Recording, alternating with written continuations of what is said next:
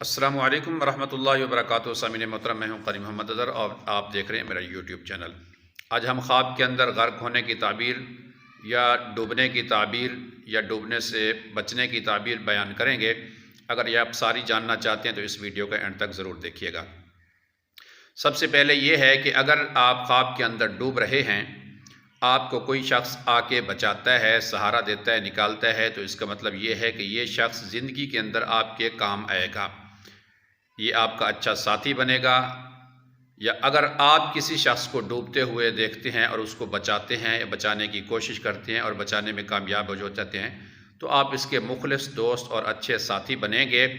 زندگی میں ایک دوسرے کے کام آئیں گے، مشکل وقت میں ایک دوسرے کے ساتھ کھڑے ہونے کی علامت ہے۔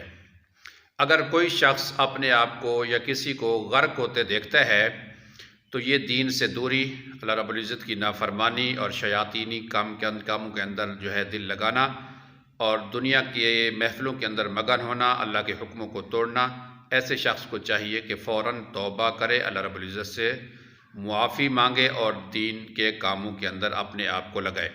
اگر کوئی شخص خوبصورت تالاب کے اندر یا صاف پانی کے اندر اپنے آپ کو ڈوبتا ہوا دیکھتا ہے تو اس کی تعبیر جو ہے علماء نے لکھی ہے وہ یہ ہے کہ یہ شخص دنیا کے کاموں کے اندر اپنے آپ کو مگن کرے گا اور اتنا مگن کرے گا کہ دنیا کی حسین چیزوں اور خوبصورتیوں کے اندر اور پیسے اور مال کے اندر اتنا دل لگائے گا یہاں تک کہ وہ اپنے آپ کو ان کاموں کے اندر غرق کر بیٹھے گا۔